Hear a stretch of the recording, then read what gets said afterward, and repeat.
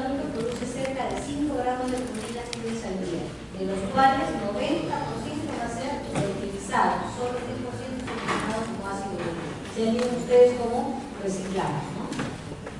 Ahora, la expresión total de ácido úrico en 24 horas más o menos es de 400 a 600 miligramos. Acuérdense que tanto el ácido úrico como su sal, el hidrato como sódicos, son relativamente insolubles, por lo que en altas concentraciones pueden precipitarse formando cristales en orina, como se decía al inicio, que forman los cálculos renales, o en los tejidos cartilaginosos de las articulaciones, produciendo enfermedad conocida como la gota. Esta es la enfermedad de la gota, de la que felizmente cada vez vemos menos porque ya hay tratamiento, pero antes la evolución natural era esa, ¿no? Hacer los depósitos dentro de las articulaciones. Pero desde que el hombre encontró los nucleótidos que se encontraban en la naturaleza y descubrió que eran derivados de los nucleótidos correspondientes, pudo después generar análogos sintéticos, ¿no? Que uno de ellos, por ejemplo, es el allopurinol de la ibosantina, que inhibe la síntesis de la acetinosidasa, por lo tanto no hay formación de ácido úrico, y eso es lo que usa para el tratamiento de la gota, ¿no? Y entonces se termina tratando ibosantina y santina. Por eso les digo que ahora cada vez vemos menos esta enfermedad, y ni diagnosticada se da el tratamiento. En el caso de los nucleótidos de pirimitina, eso también juega un papel importante, igual que los anteriores. En este caso, miren, la UDP glucosa y la UDP galactosa son intermediarios de alta energía en el metabolismo de carbohidratos. O sea, cada uno tiene funciones de diferente nivel. Por ejemplo, miren, el uridín, fosfato, glucosa o UDPG, el donador de glucósidos para la biosíntesis de glucógeno. Y por otro lado, tenemos el CDP-acetilcerol, que es importante en la biosíntesis de algunos fosfoacilgliceroides. Tenemos, por ejemplo, el citrulín, fosfato-colina, que unido a ceramida van a intervenir en las formaciones de hemoglobina. Entonces, miren, tanto los nucleótidos de pirimitina como la purina son importantes, cada uno tiene su trabajo establecido y todos son necesarios para que el metabolismo celular se lleve a cabo. Vamos a ver que al igual que los anteriores, estos nucleótidos piriminínicos también se pueden degradar. Y vamos a ver que también incluyen reacciones de desfosforilación, desaminación e hidrólisis de enlaces glucosílicos. La hidrólisis va a permitir la liberación de las bases correspondientes y el azúcar, ¿no? Y acuérdense que muchas sustancias pueden actuar tanto sobre nucleótidos úricos como sobre nucleótidos piriminínicos. ¿Cuáles son la mayor importancia que podemos ver en estos nucleótidos? Y hacer un resumen, acuérdense que sirven entonces como nucleótidos de purina y pirimitina y participan en funciones metabólicas tan diversas como metabolismo de energía, síntesis de proteína, regulación de la actividad enzimática, traducción de señales. Prácticamente todo lo que es actividad celular. De ahí la importancia de estos nucleótidos. Son precursores, ya les decía también al inicio, de los ácidos nucleicos. Definitivamente vemos que cubren toda la esfera de lo que es formación de selectivos. Por eso les decía al inicio que son definitivamente de todas las macromoléculas importantes para la formación de cel vivo, las de mayor importancia, ¿no? No, bueno.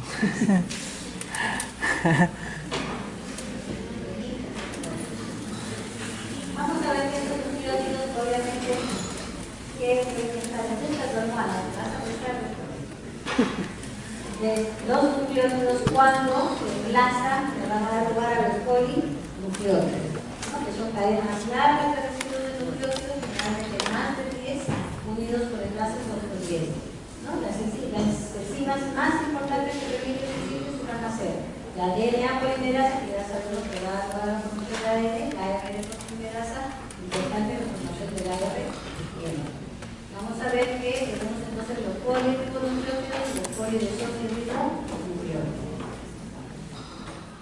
Vamos a ver que dentro de las características principales de estos polinucleótidos son tener su unión más importante se encuentra en el puente fosfodiéster. Esto porque es importante, porque es sensible a hidrólisis tanto química como enzimática, ¿no? La unión N-glicosílica generalmente es lábil y medio ácido.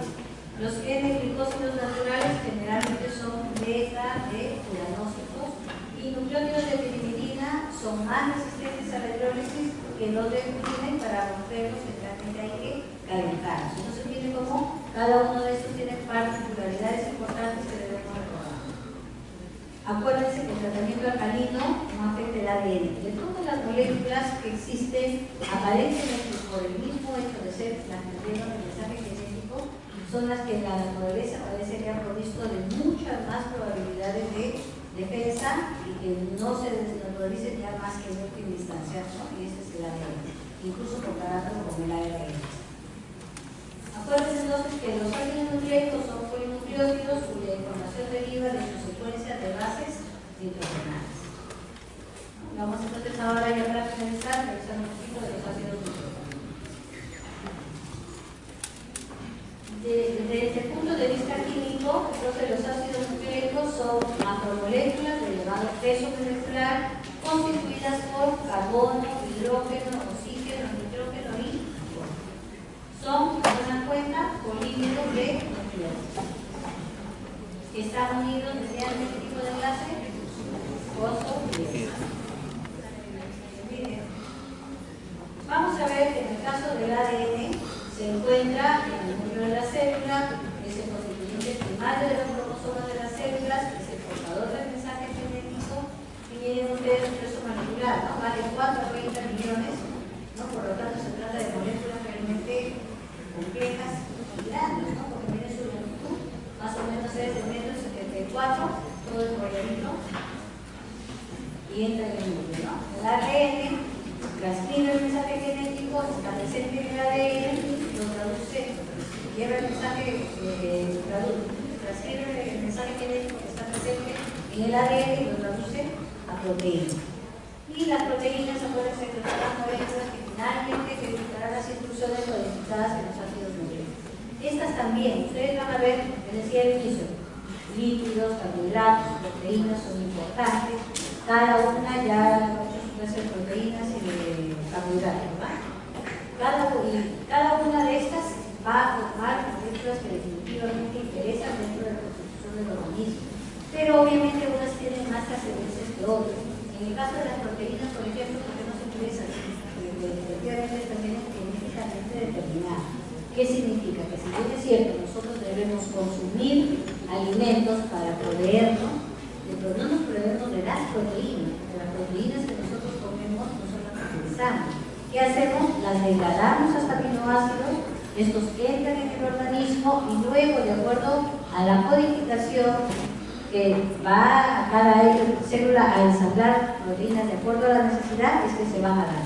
Entonces esos aminoácidos sirven como ladrillos para que se formen algunas proteínas. Entonces las proteínas que nosotros consumimos no son las proteínas que vamos a utilizar.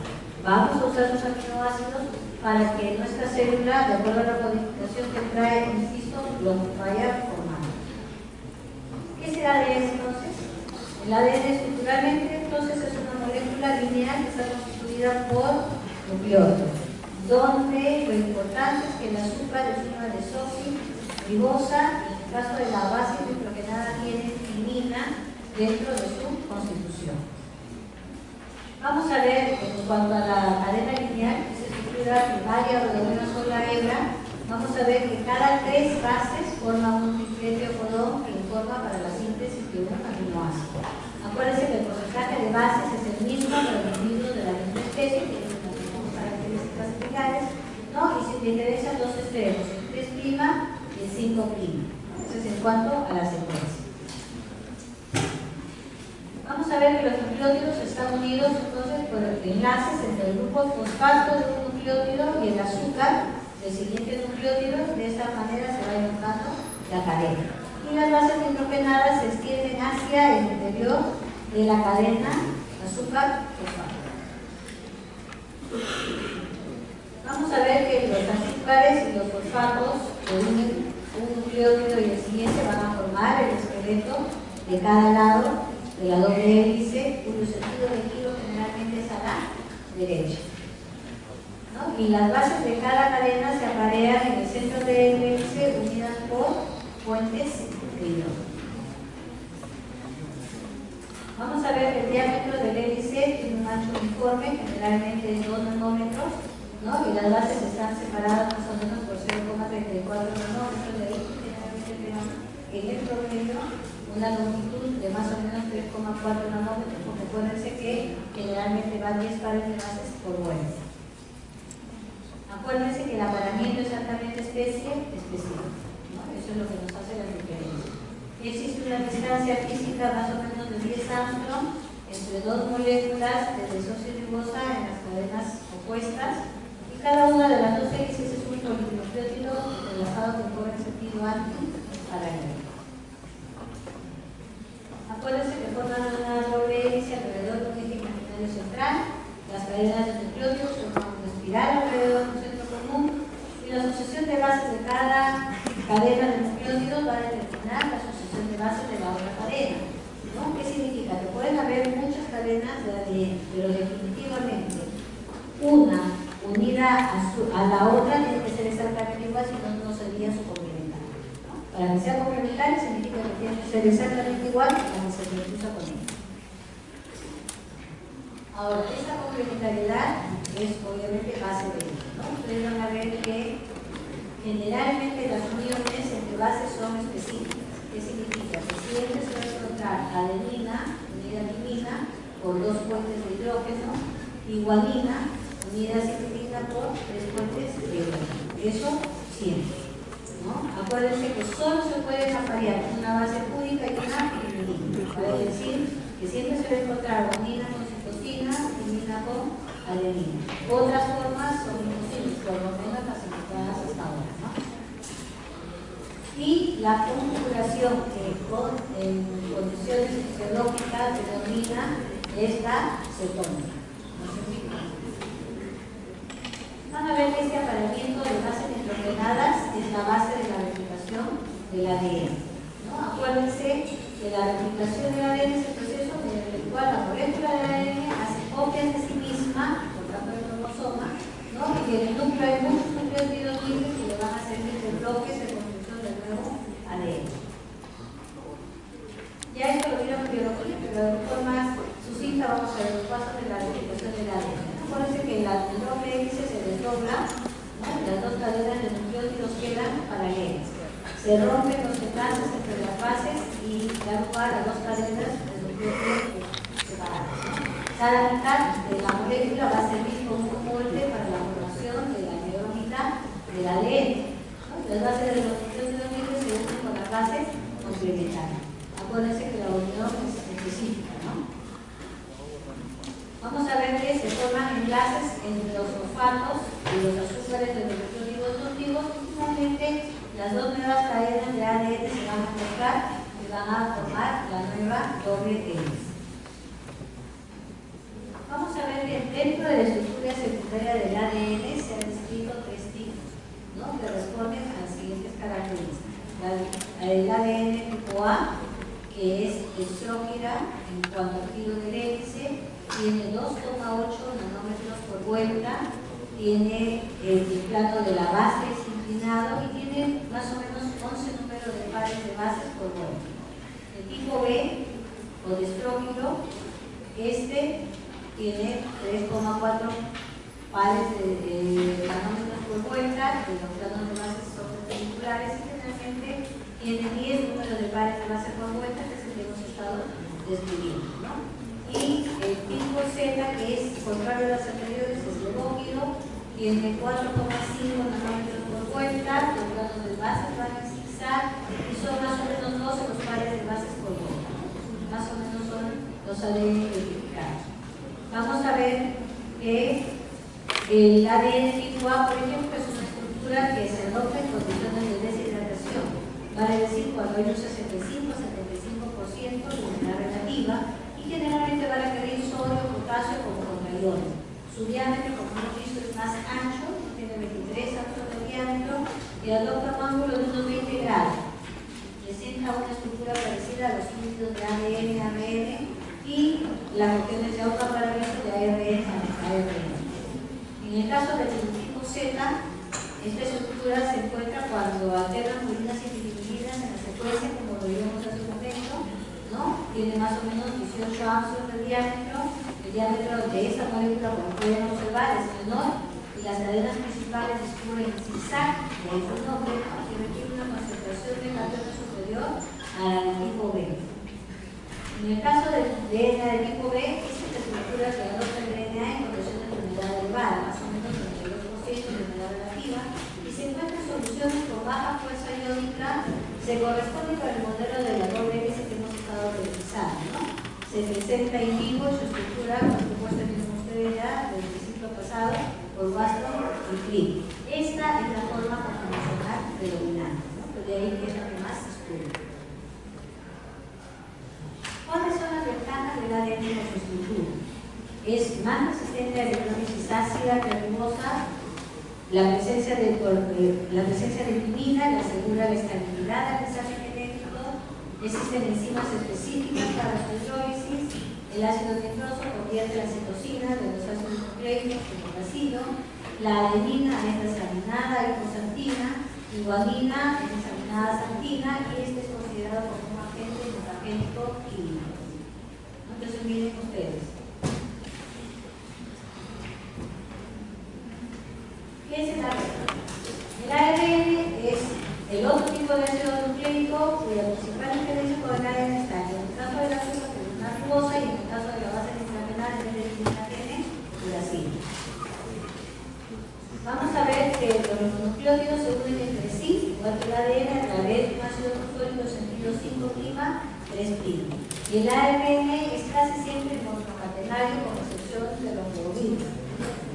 Vamos a ver que hay tres tipos principales, ¿no? El ribosómico, el mensajero y el de transferencia o soluble. Vamos a ver que el ARN es el responsable de la lectura de la secuencia de los nucleótidos del ADN. Traduce la información genética para construir las proteínas que determinan la estructura y función celular. De ahí su importancia, ¿no? El ARN mensajero lleva las instrucciones para hacer una proteína particular. El ARN ribosomal, como su nombre lo dice, forma parte de los ribosomas. El ARN de transferencia lleva los aminoácidos hacia los ribosomas. Vamos a ver que el ARN mensajero representa, bien ustedes, 5 a 10% del ARN total. Se sintetiza en el núcleo durante el proceso de transcripción. Su función es llevar la información genética que está codificada en el ADN del núcleo al citoplasma. Solo posee estructura primaria y unos pocos minutos de vida. ¿Qué significa? Lleva la información, lleva el ribosoma, la entrega y funciona, ¿no? Se forma a partir del ARN que lo tiene nuclear por maduración del núcleo. Vamos a ver que en el caso del ARN ribosómico, miren ustedes, este representa la mayor parte del ARN total, del 75 al 85%, ¿no?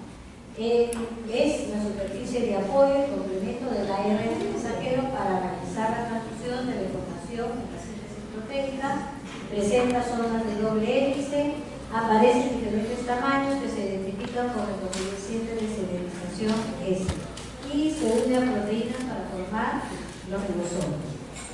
El ARN de transferencia representa el 5 a 10% restante de ARN. Son moléculas pequeñas, lleva los aminoácidos dispersos por el citoplasma hasta el ribosoma y existe un ARN de transferencia para cada uno de los 20 aminoácidos que conforman las proteínas, ¿no? Se encuentra libre en el citoplasma, está formado por una sola hebra pero con un 70% de estructura secundaria, contiene un 70 a 90% de nucleótidos y lleva hasta un 10% de nucleótidos distintos a los normales. ¿Cuáles son estos? ¿Recuerdan que decía al inicio? Las bases raras o bases menores, ¿no? Son ese 10% que les decía al inicio, ¿no? Se distinguen más o menos unos 50 tipos de ARN y como pueden observar tienen forma de hebra. ¿Cuáles son las principales diferencias entre el ARN y el ADN? El azúcar, como saben, el ADN es ribosa y el ARN es ribosa. En la base, el ADN de timina, el ADN de uracilo. En cuanto a la cadena, generalmente el ADN es cadena doble. En el caso del ADN, generalmente es una sola cadena, ¿no? Y el ADN se escala el calor, a diferencia del ARN. Van a ver que en el proceso de expresión de la información contenida en los genes, entonces hay dos etapas bien marcadas, ¿no? La de transcripción y la de transducción. Esto es lo ha llamado el dogma central de la biología molecular. Vamos a ver entonces que en la descripción del mensaje genético tenemos dos partes bien marcadas. El ADN, vamos a ver que se encuentra en el núcleo, va a pasar una secuencia de bases nitrogenadas de un gen ADN o una secuencia de bases nitrogenadas complementarias que pertenecen al ARN mensajero, y este es el momento en que se produce la transcripción.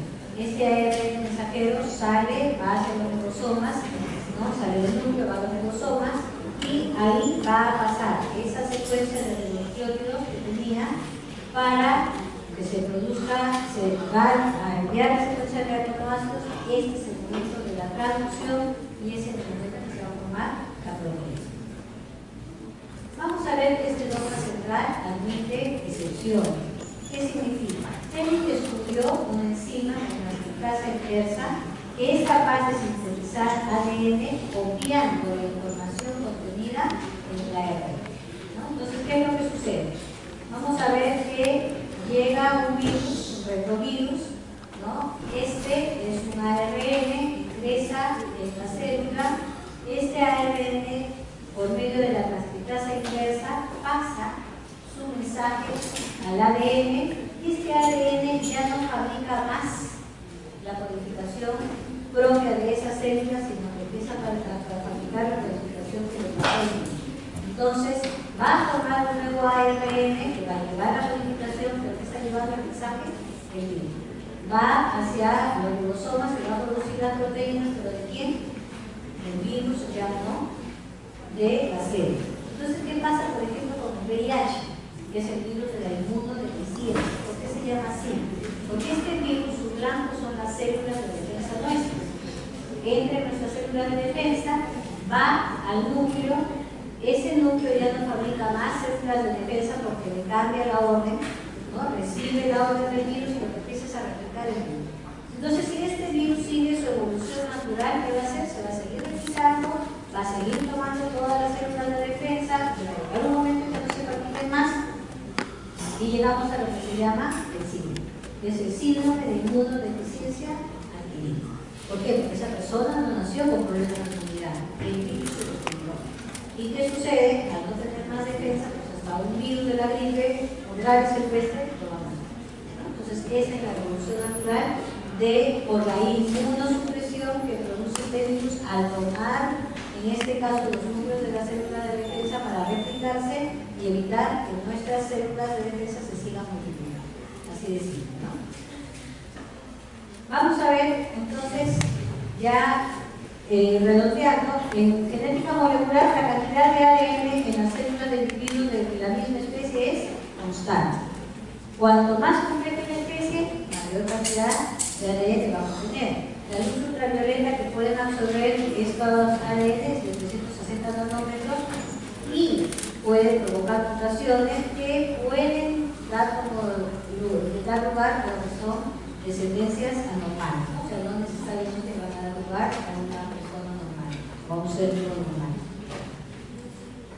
Vamos a ver entonces que el código genético se guarda, es lineal, se lee en billetes, carece de solapamiento, todos los billetes tienen sentido, ¿no? Bien conectado un aminoácido o bien implica terminación de lectura, si se pueden separada, ¿no? Pues externa, ya está bien delimitado, ¿no? No es ambiguo para el billete, tiene su propio significado, hay varios billetes para el mismo aminoácido, es decir, con otros sinónimos, es unidireccional, siempre van a leerse en sentidos hipoprimas de estima, ¿no? Es universal, se utiliza prácticamente por todos los seres vivos conocidos. Las excepciones son unos cuantos billetes de bacterias, pero la mayoría lo usa.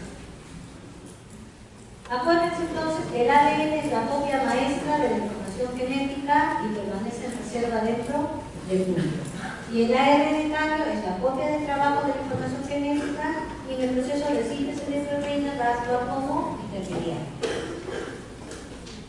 El genoma, todos saben ustedes que ya fue descubierto y el genoma humano es solo uno, de modo que no hay muchas razas, hay una sola raza, la raza humana, pero podemos tener muchas etnias, muchas cosas, ¿no? Y el genoma es el contenido de ADN que tiene un organismo y que incluye cada uno de los genes que portan la información para la síntesis de la proteína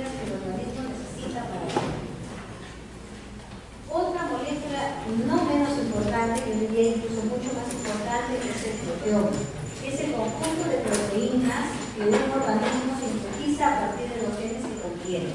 Este conjunto de proteínas va a determinar cómo son los organismos, cómo funciona su cuerpo, cómo se comporta o muchas organizaciones, por ejemplo. ¿Cuál es la importancia?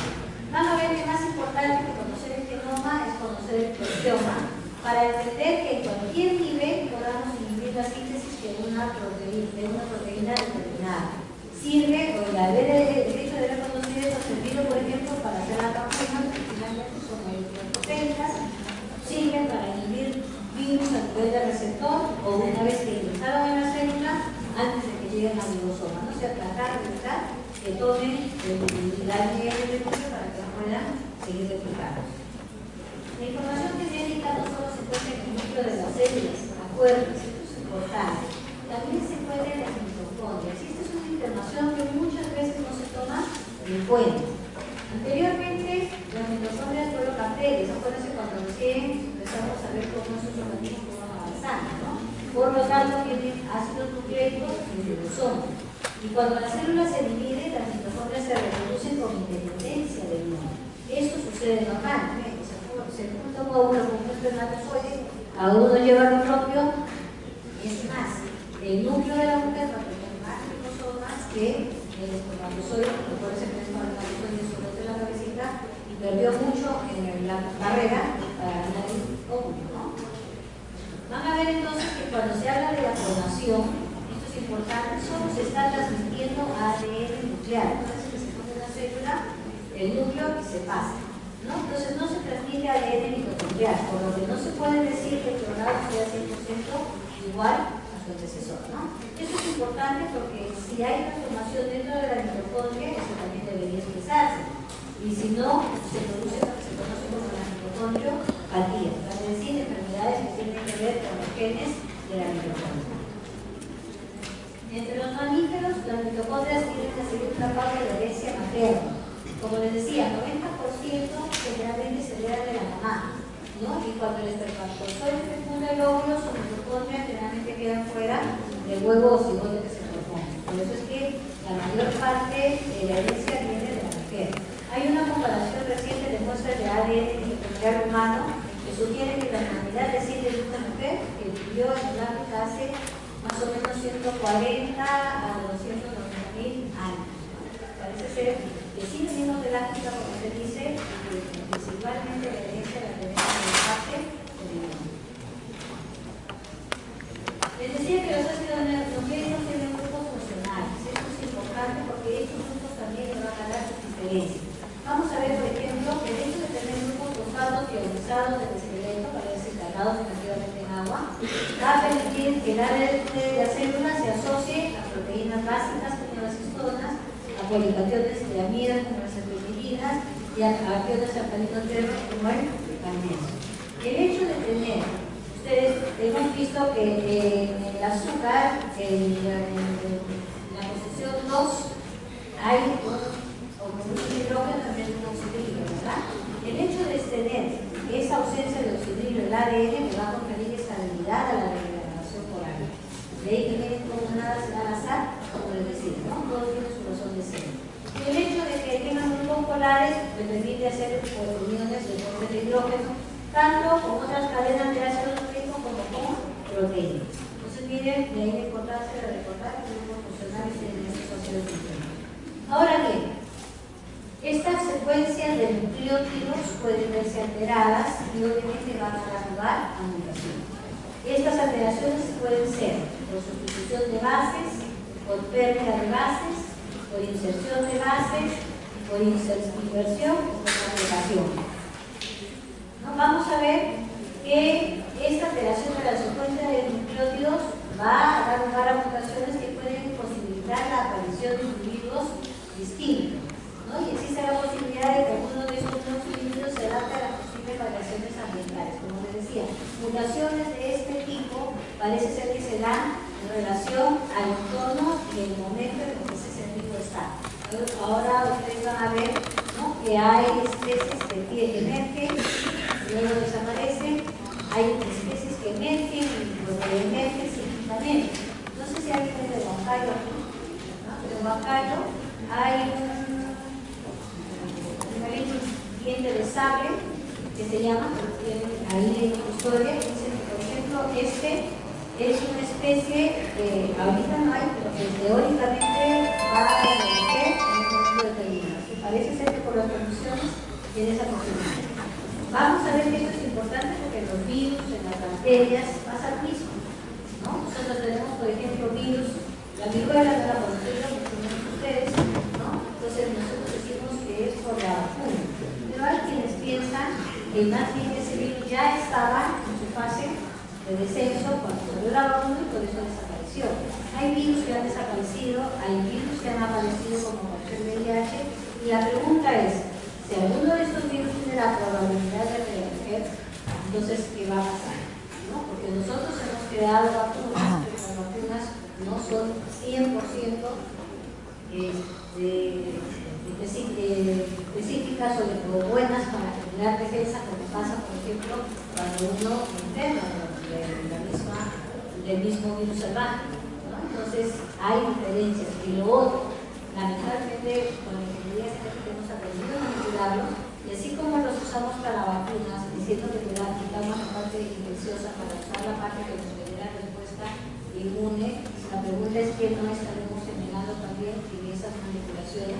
Finalmente, no podemos decir que podemos manejar el íntegro del resultado de esa manipulación, y ese es un problema, ¿no? Vamos a ver que también se pueden alterar las secuencias del ADN, o sea, si hemos visto la alteración de la secuencia de nucleótidos, podemos ver que hay alteración de las secuencias de las bases del ADN, también van a dar lugar a mutaciones, y estas pueden ser por actividad de distintas sustancias o radiaciones, o por error en la copia del ADN en el momento de la replicación. Entonces miren ustedes cómo, a pesar de que la naturaleza cuida, va a haber momentos en los que lamentablemente se puede dar la alteración. Y como les decía, no toda alteración generalmente nos va a dar un resultado adecuado.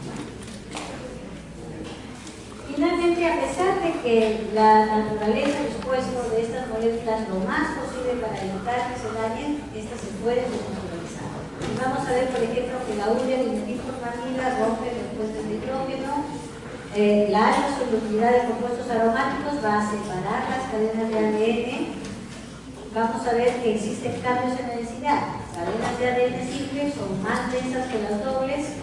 El ácido, por ejemplo, protona el nitrógeno, adenina, guanina y citosina, mientras que el álcali desprotona guanina y timina. Van a ver que a bajas temperaturas también puede haber fusión del ADN, ¿no? Y el hecho, les decía que tenemos siempre uniones adenina, timina, guanina, citosina. Se dice que cuando hay menos pares de bases de guanina y citosina, el ácido nucleico es más rápida la desnaturalización. Entonces miren ustedes cómo, de alguna manera, si vemos las características de más defensa se encuentran por su naturaleza de constitución en el ADN. Pero a pesar de eso, también, ¿no?, por determinadas circunstancias, como les decía, se puede desnaturalizar y por lo tanto hay que tener mucho cuidado. ¿Cuáles son los tipos de daño del ADN más o menos que pueden haber? Los mecanismos endógenos, por ejemplo, pérdida de bases tipo purinas, cobertura espontánea de unas como el azúcar, desaminación espontánea de citosina y adenina que produce uracilo e hipoxantina, radicales orgánicos que atacan los anillos de las bases nitrogenadas, y la ADN polimerasa que puede incorporar bases equivocadas en la replicación y errores en la replicación o recombinación que van a provocar fractura en el ADN. Entonces miren ustedes todos los tipos de daños que podemos tener. Y ya para terminar, hablemos de algo que ya para cuando ustedes salgan va a estar mucho más en boca, por lo tanto deben conocer que son mis materias. Entonces, los códigos alimentarios son organismos modificados genéticamente, o OMG, ¿no? ¿Qué cosa es un OMG? Es aquel organismo cuyo material genético ha sido modificado de una manera que no se produce naturalmente ni en el apareamiento ni en la recombinación natural. O sea, definitivamente hay modificación.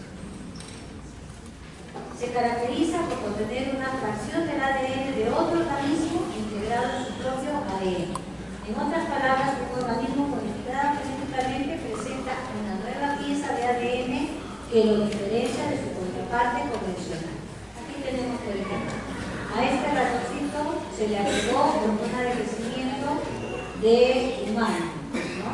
al genoma del embrión de ratón. Entonces miren ustedes la diferencia entre el uno y el otro. Se han hecho a diferentes niveles. El tomate, por ejemplo, el tomate transgénico, que se le introduce un gen de un pez, de lenguado, para volverlo más resistente al frío. Hay papa transgénica, se dice que se le introduce un gen de un cerdo para que cuando la fríe tenga el olor al cerdo, ¿no? Miren ustedes el olor de la hay peces transgénicos, miren estos dos parientes, ¿no? Miren al uno y al otro. Se dice que eso se hace para que haya más carne para consumo humano, pero la pregunta es, ¿quién alimenta a ese pescador, no? Porque definitivamente necesitan más alimentos. Entonces, hay quienes dicen que los tienen en granjas, o sea, en sitios donde los controlan, pero no se podrá hacer un control real. Se escapa un poquito, como que ya debe haber en el océano, y imagínense de esos pescaditos en el mar, pobrecitos los otros, ¿no? Además, con las plantas también, que soy el transgénico y todo lo demás, todos sabemos que la polinización a los pajaritos no le vamos a decir, eso no la va a los transgénicos, ¿no? Entonces, realmente hay en la actualidad ya muchos más transgénicos de los que mismos hombre tiene, ¿no? Hace muchos años empezó con las vaquitas, ¿no? Y ¿cuántas veces transgénicas estamos tomando y nos enteramos? Usualmente con los genes insertados van a determinar la presencia específica de las proteínas. Como resultado del organismo transgénico gana una nueva función o una hemorragia. ¿No? Les decía que hace mucho que se hizo transgénicos en la vaca. ¿Para qué se hizo? Para generar, por ejemplo, esa hormona transgénica de crecimiento bovino para que también genere más leche. Obviamente se consiguió, pero ¿cuál es el problema? Cada especie maneja la cantidad de mamas de acuerdo a la leche que puede producir. Entonces vienen a este pobre vaquita, le hemos hecho que produzca más leche, pero las otras siguen siendo la misma. Entonces se generó así. Entonces ya son más de 20 años que se tiene con esto, y esto es lo que se ha visto, por ejemplo, siguiendo a muchas de estas vaquitas que han recibido estos transgénicos, se ha visto que sufren problemas como la mastitis, tienen más propensión a tumores o a cáncer, que las que no han tenido esta posibilidad de ser limpiadas. Sus descendientes tienen más posibilidades de enfermar de neoplasias que los que no. Entonces la pregunta, la gran interrogante, como les decía hace un momento, manipulamos un gen, pero solamente tenemos la capacidad de manejar ese que queremos, lo generamos también otro tipo de cambio. Entonces eso hay que tener mucho cuidado. Vamos ustedes a ver que la técnica más utilizada por lo general consiste en manipular la tabla genética de espermas u óvulos aislados, inyectando los genes específicos de otras especies a fin de controlar fenotípicamente características predeterminadas en un nuevo ser, ¿no? Miren, por ejemplo, este es el primer monito transgénico, ¿no? Cuya célula lleva los núcleos de un gen que codifica una proteína GPR. ¿Qué hicieron al pobre monito? Ponerle unas moléculas para que lo que hagan es que determinadas partes de los organismos florezcan cuando se elimina con un ultravioleta. Tienen hasta donde no nos llegan a los genes. Pobre monito, lo que hacemos con ellos.